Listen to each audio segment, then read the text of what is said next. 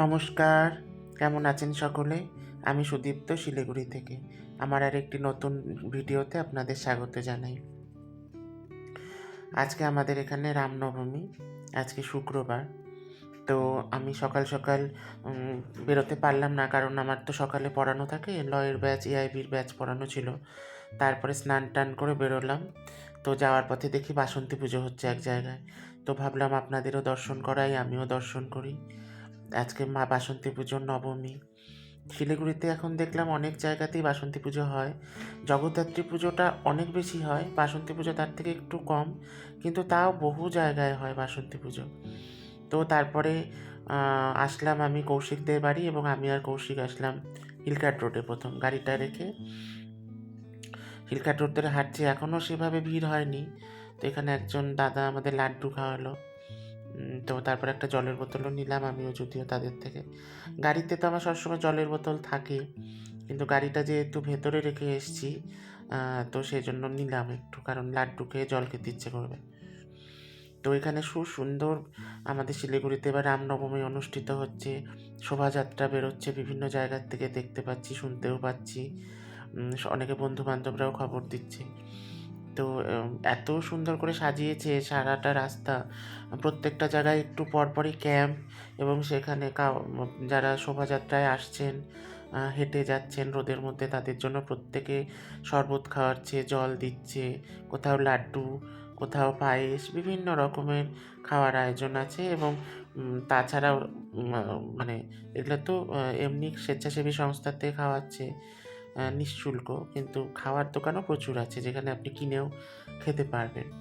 তো একটু আমি আর কৌশিক বললাম যে আমরা চলো একটু সামনের দিকে হাঁটি, রাস্তাটা মোটামুটি ফাঁকাই, ভালো লাগছে হাঁটতে।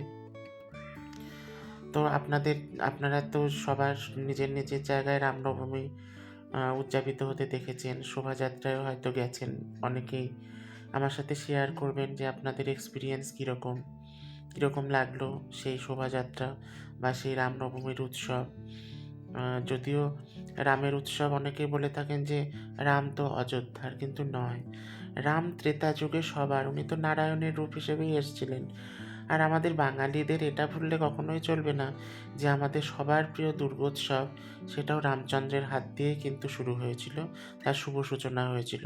তো বাংলার সাথে রামচন্দ্রের একটা নিবিড় মিল কিন্তু আছেই।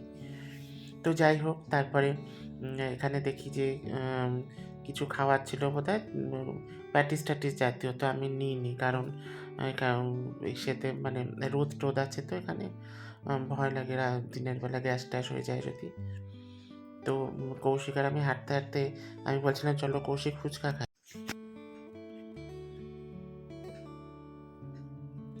তো কৌশিক বললে এখনই খাবো না, দাঁড়াও একটু পরে খাই, আর একটু ঘোরাফেরা করি, শোভাযাত্রা আসছে আস্তে আস্তে দেখি। শোভাযাত্রা ছাড়াও প্রচুর মানুষও এসছে, হিলকাট রোডটাকে পুরো সুন্দর করে সাজিয়েছে। তবে এখানেই সবসময় থাকবো না, একটু বাইরের দিকেও যাব, কোথায় দেখি যাওয়া যায়, সেসব জায়গায় কীরকম শোভাযাত্রা বেরোচ্ছে বা অনুষ্ঠান সূচিত হচ্ছে, সেগুলো একটু দেখতে ভালো লাগবে। তো আর একটু পরে যাব, এখনই নয়। এটা তো চলবে বোধহয় রাত অবধি। তো আমি তো অতক্ষণ থাকবো না, মাকে বাড়িতে রেখে এসেছি, মনামাসি আছে, তবুও আমার তো চিন্তা হয়। ওই 3টা 3:30 নাগাদ ব্যাক করব। তো এখন আমি আর কৌশিকে যে ফুচকা খাচ্ছি, সত্যি ভাইটাও খুব সুন্দর ফুচকা বানিয়েছে, ভালো লাগলো খেয়ে বেশ। এই যখন আস্তে আস্তে আমাদের ফুচকা খেতে খেতে শোভাযাত্রাও আসা শুরু হয়ে গেছে। প্রচুর লোক আসছে জানেন এখানে, সব সারা শিলিগুড়ির থেকে লোক এখানে এসছে, আসছে আস্তে আস্তে আস্তে আস্তে আরও আসছে।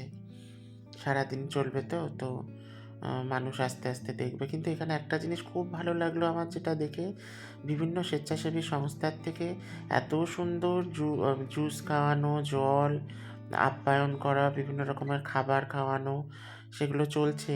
তো মানুষের মানে যারা এখানে এসছেন তাদের কাছে যদি ছোট বাচ্চাও থাকে, আর তারা যদি বাড়ির থেকে খাবার আনতে বা জল আনতে কোনো কারণে ভুলে গিয়েও থাকেন, তাদের কোনো অসুবিধে নেই।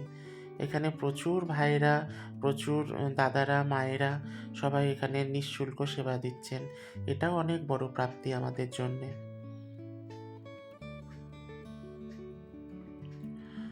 তারপরে দেখতে পাচ্ছি যে এখানে লাঠি খেলাও হচ্ছে মাঝে মাঝে, দেখতে ভালো লাগছে।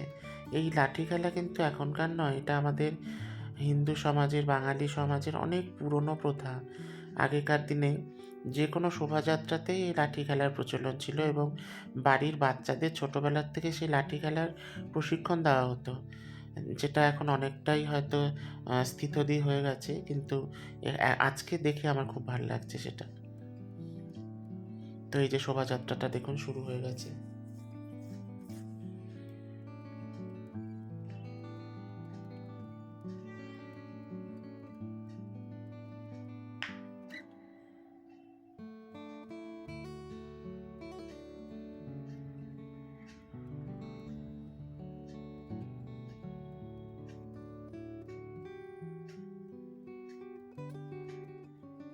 আবার দেখুন পেছনে আরেকটা শোভাযাত্রা আসছে।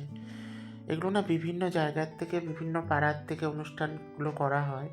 তারা নিজেরাই অর্গানাইজ করে, এক একটা গ্রুপ তৈরি করে এবং তাদের সেই গ্রুপ অনুযায়ী শোভাযাত্রাগুলো বের হয়। এক একজন এক একভাবে তৈরি করে। কেউ ডিজে নিয়ে আসে, কেউ আবার ট্যাবলোও নিয়ে এসছে, প্রচুর ট্যাবলো দেখতে দেখতে পেয়েছি আমি। তো সেইগুলো বিভিন্নভাবে বিভিন্ন মানুষ সেগুলো অনুষ্ঠানগুলো মানে তৈরি করেছে, তাদের মতো করে সাজিয়েছে।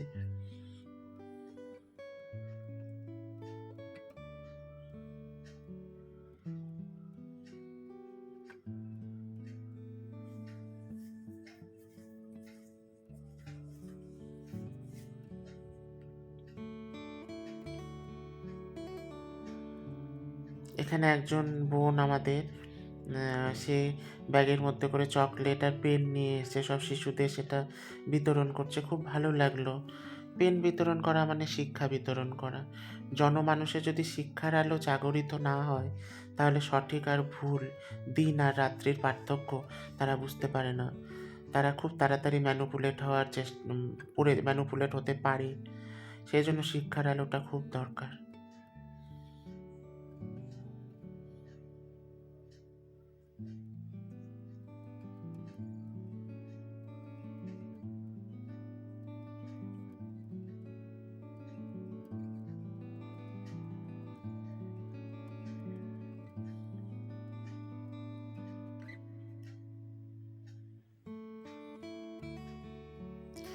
আমি আপনাদের সাথে আজকে আমার রামনবমীর অর্ধেক এক্সপিরিয়েন্সটা শেয়ার করলাম, কারণ ভিডিওটা অনেক বড় হয়ে যাবে।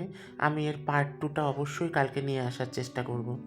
আপনারা কিন্তু কালকেও আমার সাথে থাকবেন, দেখার চেষ্টা করবেন, আপনাদের এক্সপিরিয়েন্স আমার সাথে শেয়ার করবেন, আমার খুব ভালো লাগবে। আমার এই ছোট উদ্যোগটা আপনাদের যদি ভালো লাগে, তাহলে অবশ্যই একটি লাইক, শেয়ার এবং সাবস্ক্রাইব করবেন। আর ওই যে দেখুন হনুমানজি আর রাম সীতার জীবন্ত মডেল যাচ্ছে, এগুলোই তো দেখতে ভালো লাগে বলুন। আর এখানে রামজির শোভাযাত্রা বেরিয়েছে।